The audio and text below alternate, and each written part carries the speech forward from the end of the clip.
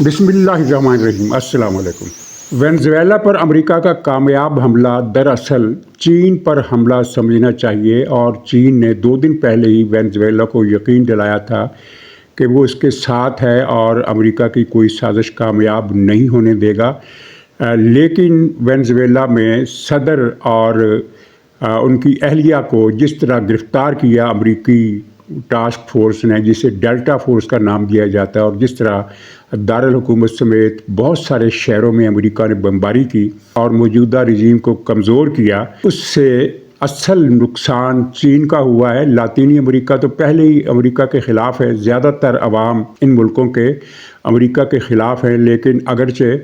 हम ये कह सकते हैं कि वेनेज़ुएला समेत कई मुल्कों में अवाम की एक तादाद ऐसी है जो अमेरिका की हामी है। ख़ुद वेनेज़ुएला के अंदर जो बड़ी अपोजिशन पार्टी है, जिसका दावा है कि उसने ये इलेक्शन जीते थे, लेकिन ये मौजूदा सदर मारदूह गिरफ़्तार हो गए हैं, ये धांधली से बरसरकेदार आए,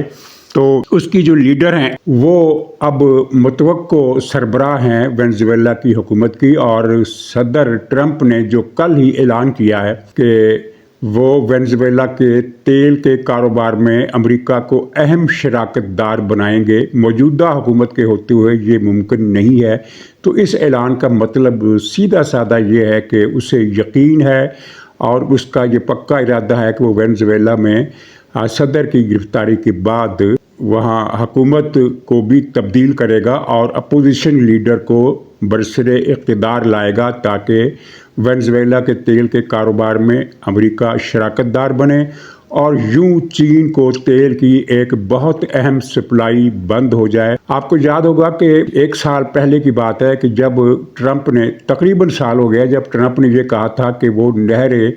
पनामा की नहर को ब्लॉक करेंगे, अपनी मिल्कियत में लेंगे ताकि चीन इस रास्ते को इस्तेमाल ना कर सके। तो चीन ने उस वक्त धमकी दी थी कि हिम्मत है तो पनामा पर कब्जा करके दिखाओ। उसके बाद अमेरिका की तरफ से खामोशी छा गई और यूं एक चीज़ सामने आई कि चीन की धमकी के सामने अमेरिका डर गया है। लेकिन अमेरिका की प्लानिंग जारी रही और ख़ास तौर पर 2 रोज़ पहले जो सूरत हाल ताइवान में पेश आई, उस पर अमेरिका बहुत सख्त मुश्तिल हुआ और चीन को बाकायदा हुक्म दिया कि वो ताइवान का घेरा ख़त्म करे। ये इससे पहले कभी फ़ौजी मशक़ों की तारीख़ में कोई मिसाल ऐसी नहीं मिलती कि किसी मुल्क ने किसी दूसरे मुल्क को, अगरचे ताइवान चीन का हिस्सा है, पाकिस्तान भी ताइवान को चीन का हिस्सा मानता है, लेकिन अमलन ताइवान एक अलग मुल्क है, तो किसी मुल्क को चारों तरफ से घेरे में लेकर कभी जंगी मशक़ें नहीं की गई। ये बहुत बड़ा मैसेज था और मैंने तो इसे रिहर्सल कहा था कि चीन अब मुस्तक़बिल करीब में, यानी अब ज़्यादा वक्त बाकी नहीं है, जब किसी भी दिन आप ये ख़बर सुन सकते हैं कि चीन ने चारों तरफ से ताइवान को घेर कर उस पर कब्ज़े के लिए हमला शुरू कर दिया है। तो ये उसका जवाब है। अब नहर पनामा बंद होने से तो चीन को इतना ज़्यादा नुकसान नहीं पहुंचना था, क्योंकि नहर पनामा के आर पार तो वो अफ्रीकी और मगरबी यूरोपीय मुल्कों से और जनूबी अमेरिका के उन मुल्कों से तिजारत करता था दूसरी अशिया की, जो बहरे ओकेनोस में वाक़ हैं, यानी उसके साहलों पर वाक़ हैं। इसमें जनूबी अमेरिका का मशरक़ी साहिल है, लातीनी अमेरिका का मशरक़ी साहिल है और मगरबी अफ्रीका के ममालिक शामिल हैं। लेकिन वेनेज़ुएला चीन से इसका जो तेल का रूट है वो बराह रास्त वेनेज़ुएला से शुरू होता है और शंघाई और कांटन की बंदरगाहों तक तेल के टैंकर यहाँ से शॉर्टकट की सूरत में पहुँचते हैं। तो अब वेनेज़ुएला पर जो कब्ज़ा हो गया है या होने वाला है, इसके बाद वेनेज़ुएला का तेल का रुख चीन से पलट जाएगा। वेनेज़ुएला से तेल के टैंकर चीन नहीं जाएंगे बल्कि उन मुल्कों में जाएंगे जहाँ जिन मुल्कों को अमेरिका ग्रीन सिग्नल देगा। तो ये एक चीन के लिए बहुत बड़ा सेटबैक है। और मारिया कोरोना मचाडो, ये खातून लीडर हैं अपोजिशन की, जो अमेरिका के लिए नई हुकूमत के उम्मीदवार हैं और अमेरिका और ट्रंप उनको सदर बनाना चाहते हैं। इसमें मसला ये है कि वेनेज़ुएला की जो फ़ौज है वो मौजूदा हुकूमत की वफ़ादार है, यानी इस वक्त वेनेज़ुएला में हुकूमत अभी तक ख़त्म नहीं हुई है। सदर साहब गिरफ़्तार हो गए, उनकी अहलिया गिरफ़्तार हो गई, लेकिन नायब सदर मौजूद हैं, وزیر داخلہ موجود ہیں، وزیر دفاع موجود ہیں، پوری کیبنٹ موجود ہے، اور فوج کی اس حکومت کو مکمل تائید حاصل ہے۔ فوج اور پوری اسٹیبلشمنٹ موجودہ سسٹم کے ساتھ ہے جو اس وقت وینزویلا میں موجود ہے۔ لیکن اگر امریکہ نے اس رجیم کو چینج کرنا چاہا، اس مرتبہ وہ حملے تو شاید نہیں کرے گا مزید، لیکن اندر ہی اندر اس نے کچھ ایسے انتظامات کر لیے ہیں کہ رجیم چینج ہو جائے۔ اور اگر رجیم چینج ہو گئی تو کیا فوج حرکت میں آئے گی؟ اگر فوج حرکت میں آئے گی تو گویا وینزویلا خانہ جنگی کا شکار ہو جائے گا۔ اس بات کا امکان نظر آ رہا ہے کہ اگر یہ پرامن طریقے سے حکومت تبدیل نہ ہوئی بلکہ کوئی سازش ہوئی، کوئی خانہ جنگی، کوئی یعنی اندر کھاتے جو جسے کہتے ہیں کہ ساز باز کر کے کسی کا تختہ الٹا گیا، کسی کو گرفتار کیا گیا، کسی کا محاصرہ کر لیا گیا، تو پھر خانہ جنگی کی صورتحال جو ہے وہ یقینی نظر آتی ہے۔ تو یہ چین کے لیے بھی بہت بڑا سیٹ بیک ہے اور روس کے لیے بھی بڑا سیٹ بیک ہے، کیونکہ وینزویلا روس کا پرانا اتحادی ہے اور چین کا تو نیا اتحادی ہے۔ چین کے ساتھ ان کے حالیہ دنوں میں بہت گہرے تعلقات ہو گئے تھے، چند دن پہلے بھی ان کی بڑی اہم ملاقاتیں ہوئی تھیں، لیکن یہ جو ہوا ہے تو اس کے بعد چین بھی ششدر رہ گیا اور روس تو اپنے مسائل میں گھرا ہوا ہے۔ یہ اب کیا نقشہ ہوگا یہ دیکھنے والی بات ہوگی۔ یہ ایک بہت بڑا ایونٹ ہے، لیکن امریکی تاریخ میں یہ پہلا ایونٹ نہیں ہے۔ 1989 میں یعنی گویا کہ 25 اور 10 35 34 سال ہو گئے۔ 34 سال پہلے امریکہ نے اسی طرح کا کمانڈو ایکشن کر کے اور پاناما پر بری فوج کی یلغار کر کے ایک چھوٹی سی جنگ ہوئی تھی۔ تو اس جنگ میں پاناما ایک بہت ہی مختصر سا ننھا منھا سا ملک ہے اور چند گھنٹوں میں اس کی فوج کو شکست ہو گئی، اور امریکہ صدر نوریگا کو، جو جنرل تھے مارشل لا حکمران تھے، جنرل نوریگا کو گرفتار کر کے امریکہ لے آیا اور پھر وہی امریکی جیل میں ان کی موت ہو گئی۔ اور اب یہ جو صدر صاحب ہیں مارودو صاحب جو ہیں، یہ امریکہ میں پہنچ گئے، نیو یارک میں ان پر مقدمہ چلے گا۔ مقدمے میں ان کو لازمی بات ہے کہ عمر قید، کم سے کم عمر قید کی سزا سنائی جائے گی۔ تو گویا ان کی موت بھی امریکی جیل خانے میں ہوگی، اور بظاہر چین یا روس اس طرح کی کوئی استطاعت نہیں رکھتے کہ وہ ان کو قید سے چھڑا سکیں۔ امریکہ نے ان پر منشیات بیچنے کا الزام لگایا ہے، اور یہ الزام لگایا ہے کہ انہوں نے امریکہ کے خلاف کوئی مسلح سازش کی تھی۔ دونوں الزامات ایسے ہیں کہ کوئی بھی ان پر یقین نہیں کر رہا۔ ایک چھوٹا سا ملک امریکہ کے خلاف مسلح سازش کیسے کر سکتا ہے، اور ایک ایسی حکومت جس کے پاس تیل کے بے پناہ ذخائر ہوں، انہیں منشیات کا دھندا کرنے کی کیا ضرورت ہو سکتی ہے؟ دونوں الزامات ہی من گھڑت لگتے ہیں، اور عالمی رائے عامہ ان دونوں الزامات کو تسلیم نہیں کرتی۔ لیکن امریکہ کی تو یہ عادت ہے کہ وہ جو کہہ دیتا ہے وہ کہتا ہے کہ یہ جو میں نے کہا ہے یہی سچ ہے۔ اگر صدام حسین بڑی تباہی والے ہتھیار بنا رہا ہے تو بس بنا رہا ہے۔ جب عراق کو تباہ کر دیا تو پھر بعد میں بڑے آرام سے مان لیا گیا کہ صدام کے پاس بڑے تباہ کن ہتھیار تو کیا، درمیانے تباہ کن ہتھیار بھی نہیں تھے۔ وہ سارا پروپیگنڈا گھڑا گیا تھا کہ کوئی بہت بڑی توپ بنانے والا ہے، کوئی بہت بڑا میزائل بنانے والا ہے صدام، وہاں ایسا کچھ بھی نہیں تھا۔ اچھا، یہ بہرحال عالمی تاریخ کا ایک اہم واقعہ ہے اور اپنی نوعیت کا دوسرا، لیکن اس سے بڑا دھماکہ ایران میں متوقع ہے، اور آج کے دن میں کچھ واقعات ایسے ہونے کا امکان ہے جس سے اگلے تصویر کشی حالات کی جو صورت گری ہوگی اس کی جھلک ہمیں نظر آ جائے گی۔ ایران میں ہنگامے بہت وسیع پیمانے پر ہو رہے ہیں، اگرچہ یہ 2022 کی سطح کی نہیں ہے۔ وہ اس وقت تو ایران کا ہر شہر، ہر قصبہ، ہر گاؤں مظاہروں اور ہنگاموں کی لپیٹ میں تھا، اور اس مرتبہ ہنگامے اگرچہ اب پورے ملک میں پھیل گئے ہیں، 7ویں دن پورے ملک میں مظاہرے ہوئے ہیں، لیکن زیادہ زور اب بھی مغربی یعنی ہاف ایران جو مغرب کی سمت ہے اس میں ہو رہے ہیں۔ مشرق میں بہت کم ہو رہے ہیں، البتہ قم کے شہر میں بڑے شدید قسم کے واقعات ہوئے ہیں، جہاں لوگوں نے ملا لوگوں کے امامے اتار کر اچھال دیے، پھر ان کو پاؤں تلے رون دیا اور مولوی لوگ وہاں سے بھاگے۔ تو اس کے بعد فائرنگ وائرنگ بھی ہوئی، اور یہ خبریں بھی آ رہی ہیں کہ بعض مقامات پر فوج نے اسکول جاتی ہوئی بچیوں اور بچوں پر بھی گولی چلا دی، انہیں بھی شوٹ کیا۔ بہت سارے بچے زخمی ہوئے لیکن کسی کی موت نہیں ہوئی۔ یوں اس طرح ایک یعنی زیادہ جو تشدد بھڑکنے کا خطرہ تھا وہ اس وجہ سے ٹل گیا کہ بچوں کی موت نہیں ہوئی اور وہ ہسپتال میں جا کر ان کو مرہم پٹی کی گئی، لیکن بچوں کو شوٹ کرنا بذات خود ایک ایسا واقعہ ہے جس کی آج اور کل پورے ایران میں تشہیر ہوگی اور اس میں لوگوں کے جذبات اور بھڑکیں گے۔ اوپر سے خامنائی صاحب، ایران کے جو اصل حکمران ہے آیت اللہ خامنائی صاحب، وہ ان پر تو شاید باولے پن کا دورہ پڑا ہے۔ انہوں نے ایک بیان دیا ہے صدر رشکیان کے بیان کے جواب میں۔ صدر رشکیان نے کہا تھا کہ عوام کے مطالبات جائز ہیں اور اگر ہم ان کو پورا نہ کر سکے تو ہم جہنم میں جائیں گے یا جہنم بن جائیں گے۔ تو اس نے خامنائی صاحب نے کہا ہے کہ ایرانی صدر کا بیان غلط ہے، مذاکرات کا کوئی فائدہ نہیں، مظاہرین کو ٹھکانے لگا دیا جائے۔ مظاہرین کو ٹھکانے لگانے کا مطلب کیا ہے اس کے سوا کہ سب مظاہرین کو گولی مار دی جائے، ہلاک کر دیا جائے یا گرفتار کر کے جیل خانوں میں بند کر دیا جائے۔ اور خامنائی صاحب کو شاید یہ نظر نہیں آ رہا کہ مظاہرین کی تعداد سینکڑوں میں نہیں ہے کہ اب ان کو شوٹ کر دیں گے،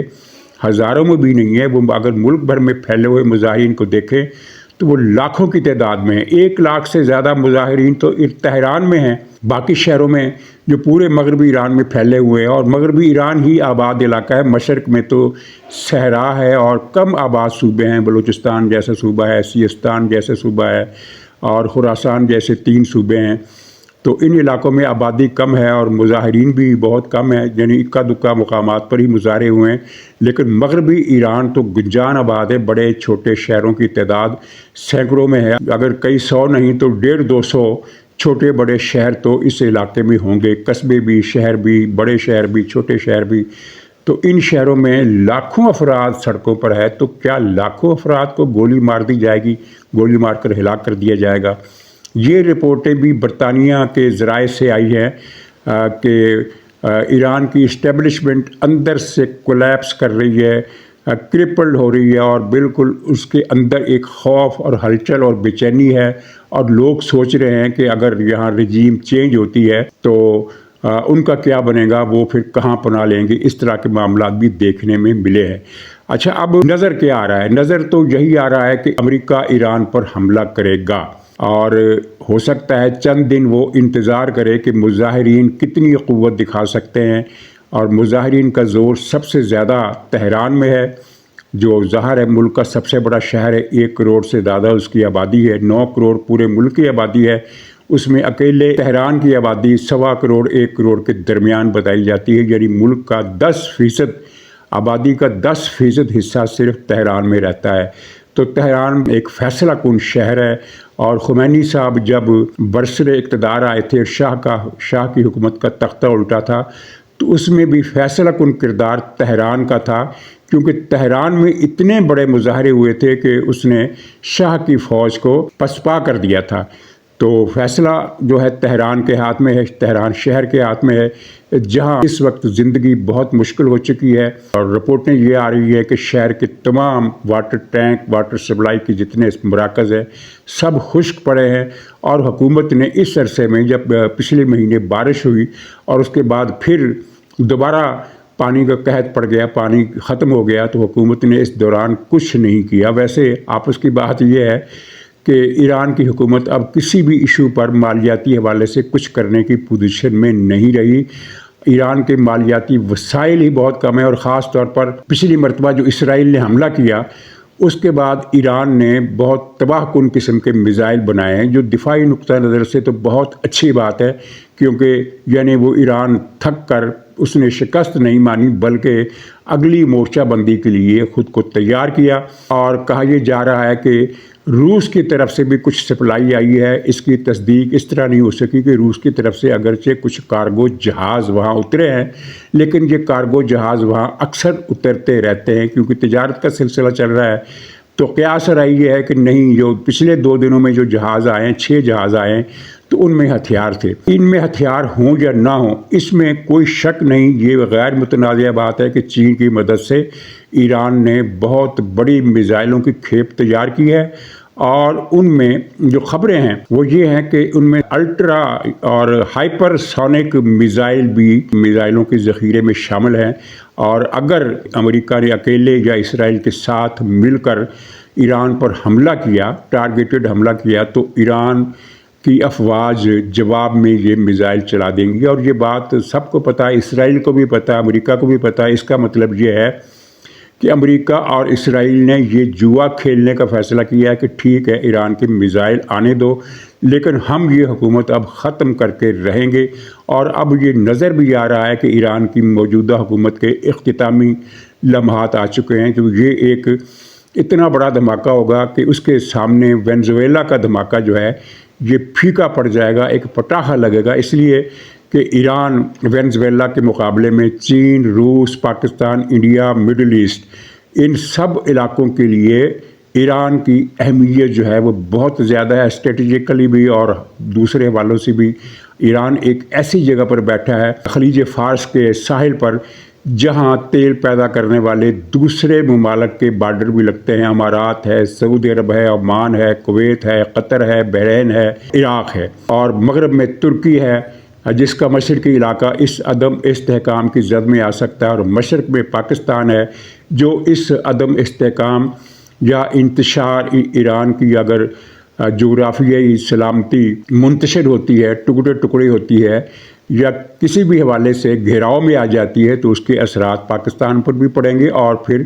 انڈیا بھی ان سے متاثر ہوگا، یعنی کہ پورا خطہ جو ہے ایک مرتبہ اس زلزلے سے ہل کر رہ جائے گا۔ وینزویلا کا جو دھماکہ ہے وہ عالمی اعصابی دھماکہ ہے، لیکن یہ جو دھماکہ ہوگا یہ تو ہلا کر رکھ دے گا سارے علاقوں کو۔ اچھا، اب تیسرا سبجیکٹ ہمارا ہے اور آخری، وہ ہے یمن۔ یمن میں سعودی عرب نے فیصلہ کن جلغار شروع کر دی ہے اور امارات کی ساری گیم پلٹا کر رکھ دی ہے۔ بنیادی جھگڑا جو تھا وہ سب سے بڑا صوبہ جو ہے یمن کا حضر موت کا صوبہ جو ہے، اس پر امارات نے قبضہ کر لیا تھا اپنی پراکسی کے ذریعے اور اپنی فوج کے ذریعے۔ اپنی فوج تو اس نے نکال دی، لیکن اس کی پراکسی موجود ہے، ظاہر ہے اسے مختلف قبائل کی حمایت بھی حاصل ہے، ایسا نہیں ہے کہ وہ ساری پراکسی جو ہے وہ ہوا میں ہے۔ تو ان کے ساتھ سعودی عرب نے نمٹنا شروع کر دیا ہے۔ حضر موت بہت بڑا صوبہ ہے، زیادہ تر یہ صحراؤں پر مشتمل ہے، اور اس کا نام جو ہے اس کے مطلب یہ ہے کہ موت کا گھر۔ یہ جو حضر ہے یہ عبرانی زبان کا لفظ ہے حسر۔ آپ نے وہ محاورہ سنا ہوگا کہ سفر و حسر، یعنی سفر اور قیام، گھر میں قیام۔ تو حسر کو پھر انہوں نے عربی معرب کر کے، یعنی عربی شکل دے کر حضر کر دیا، موت کا گھر، کیونکہ بہت وسیع صحرا ہے، 20 لاکھ کی آبادی ہے جو زیادہ تر ساحلی پٹی میں رہتی ہے، اور کچھ آبادی بالکل صوبے کے درمیان میں چند شہروں میں رہتی ہے۔ پورے صوبے میں آپ اگر گنیں تو 4 سے زیادہ شہر نہیں ہیں، 4 سے زیادہ شہر نہیں ہیں۔ سب سے بڑا شہر مکالہ ہے، اور اس کے بعد 2 بڑے شہر ہیں، شیبم اور سیون۔ ان دونوں شہروں پر سعودی عرب نے قبضہ کر لیا ہے۔ شیبم پر پرسوں رات قبضہ کیا تھا، اور سیون پر کل قبضہ کیا۔ یہ یمن کے حضر موت کے وسط میں واقع ہیں، اور اب ان کے نیچے ہے مکالہ، جو بندرگاہ بھی ہے، جو ایئرپورٹ بھی ہے، اور جو حضر موت کا سب سے بڑا شہر ہے۔ اب سعودی عرب کی فوج یا اس کے اتحادیوں کی فوج وہ اس کی طرف بڑھ رہی ہے، اور بمباری کے سلسلے بھی جاری ہیں۔ اگر اس شہر پر قبضہ ہو جاتا ہے مکالہ میں، آج یا کل یا پرسوں 2-3 دنوں میں قبضہ ہو جاتا ہے، تو گویا کہ یہ جو حضر موت کا پورا صوبہ ہے یہ واپس سعودی اور اتحادی افواج کے کنٹرول میں آ جائے گا، اور متحدہ عرب امارات کی امیدیں یہاں ختم ہو جائیں گی۔ امارات کی امیدیں میں نے آپ سے کل کے پروگرام میں بھی عرض کیا تھا کہ یہ یہاں بہت زیادہ تیل کے ذخائر ہیں، اور ابو ظبی، باقی ریاستیں تو نہیں کوئی تصادم چاہتی، لیکن ابو ظبی جو ہے وہ تصادم چاہتا ہے، کیونکہ اس کی نظریں اس علاقے کے تیل پر ہے۔ کہا جاتا ہے کہ یہ یمن میں حضر موت میں بالخصوص سعودی عرب اور کویت اور عراق اور امارات کے ذخیروں سے بھی بڑا تیل کا ذخیرہ ہے۔ صحیح تخمینہ تو ابھی تک وہاں کسی نے نہیں لگایا، لیکن وہاں بہت زیادہ تیل کے ذخائر ہیں اور دوسری معدنیات بھی ہیں۔ لیکن یہ جو بات طے ہے کہ امارات کی گیم ختم ہو گئی اس علاقے میں، اور امارات جو خواب دیکھ رہا تھا، بلکہ صحیح معنوں میں ابو ظہبی کہنا چاہیے کہ ابو ظہبی جو خواب دیکھ رہا تھا کہ وہ مڈل ایسٹ کی قیادت سعودی عرب سے چھین لے گا، وہ خواب بری طرح منتشر ہو گیا ہے، پامال ہو گیا، اور آنے والے دنوں میں امارات کے لیے کچھ مزید بری خبریں اس کی منتظر ہے، اور ان مزید بری خبروں کی وضاحت میں انشاءاللہ تعالیٰ کل کے پروگرام میں کروں گا۔ تو ناظرین اجازت دیجیے، انشاءاللہ اگلے ولاگ میں پھر ملاقات ہوگی، تب تک کے لیے خدا حافظ۔